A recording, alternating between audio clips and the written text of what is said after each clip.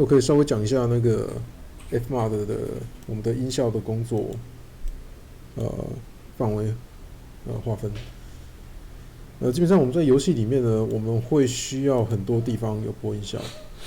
对，那穿插音效的地方啊，它其实需要很多那个 FMAD event，必须先在 FMAD 编辑器里面先做好 event 的安排，我们才有办法在游戏里面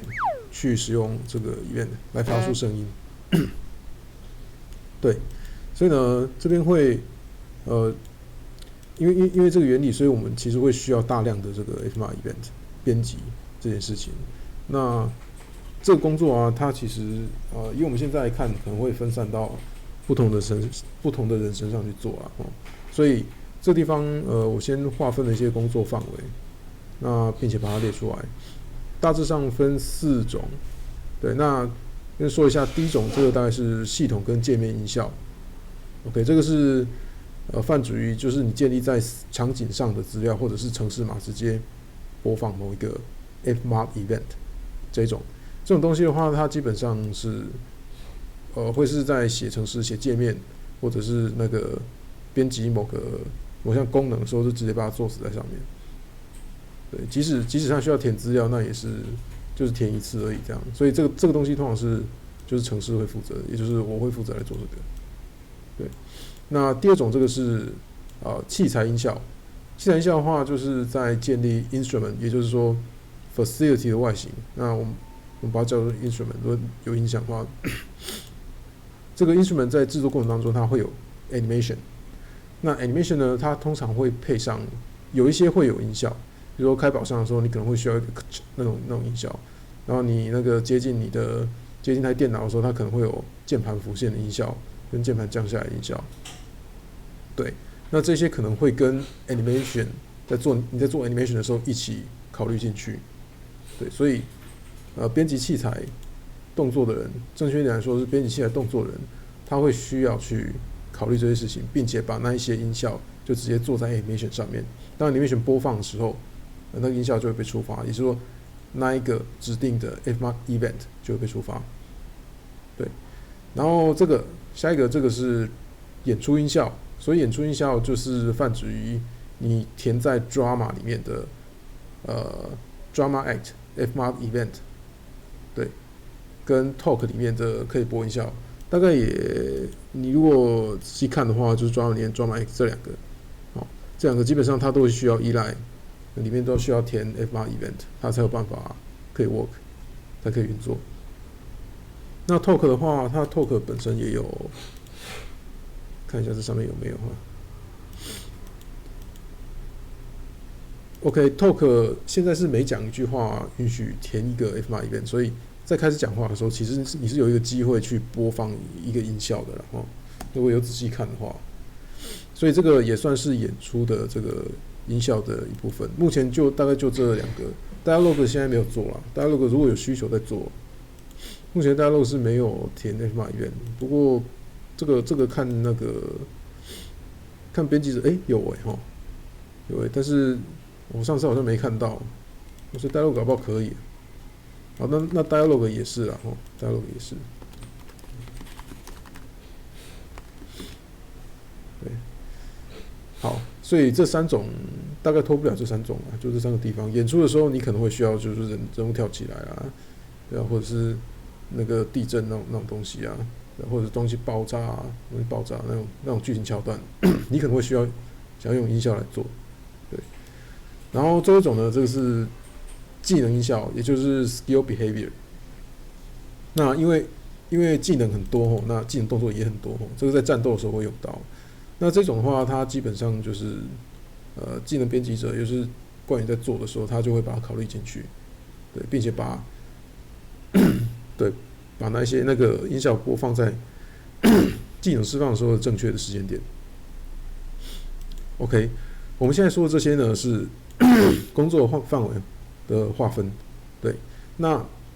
每一个范围呢，其实都会有他负责的人。那他们一个共通点就是呢，负责做这些编辑的人呢，他需要会使用 FMAD， 他需要会使用 FMAD。那最起码呢，你要会知道如何安插 Fmod 的一个你要用的一个音效的 event。OK， 现在这边都没有指音乐哦，都是音效。你在制作过程当中会需要用到的音效，至少你要知道怎么去安插 Fmod event。对，那举例来说，如果我们在演 drama 的时候，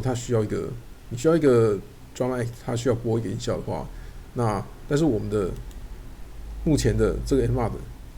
的专案里面是没有的，那你可能会需要在这个地方去开一个你自己要用的，对，你可能就需要开一个 new 3D timeline， 然后自己去取名称，这个名称要符合那个英文字是你至少要自己可以认得出来的，而且别人也可以读得懂的，不要乱取哦，这名称是很重要的，是要有意义的，要对应上你要播的那个声音的，对，然后并且呢，编辑的人要负责先尝试从我们现有的音效库当中找一个比较合适的，对，找一个比较合适的，也就是正确点来说，就是从我们的 Audio Bin 里面，从现有的素材，这些素材其实都是买来的啊，都是买来的，有一些是请人家做的，通常如果现有的素材里面有适合的话，就可以直接使用。那你可以把它拖到你的，看一下OK， 你可以直接把它拖到你新做的那一个 event 身上，然后把它输入到游戏里面。对，所以现有素材可以让你用。那负责配音的人呢，要就翻看有没有你希望可以使用的比较适合的声音。如果真的没有的话，我们其实还有帮手，就是我们可以找资源。对，这边要说的是呢，我们在我们的这个音乐音效频道里面，这里有一张表单，这个其实是一个音乐音效清单。对，那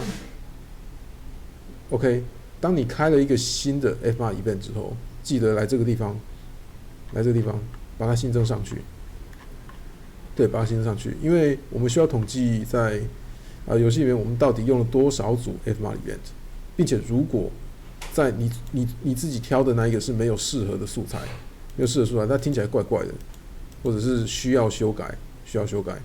那这个地方呢，我们会另外请人家来做这件事情。对，那你要填在这边呢，我们才有办法做这个支援。对，替你找到合适的音效。如果你在现有素材库真的找不到的话，对，那我们就需要依靠外援来做这件事情。OK， 不过呢，这个是你真的找不到那个在素材库里面有可以用的东西的状况，我们才会委托其他人去做啊。所以你要基本上编辑者要做的事情就是把 event 开好，然后尝试找到一个适合的，或者是暂代的，对，所以比如说你现在要做一个新的你现在要开一个新的那个 event 的需求，演出需求，所以这个地方你就可以新增一个，比如说它是 jump 好了，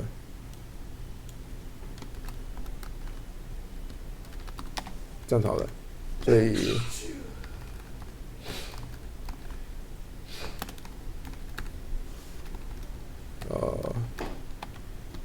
大概这样子，对。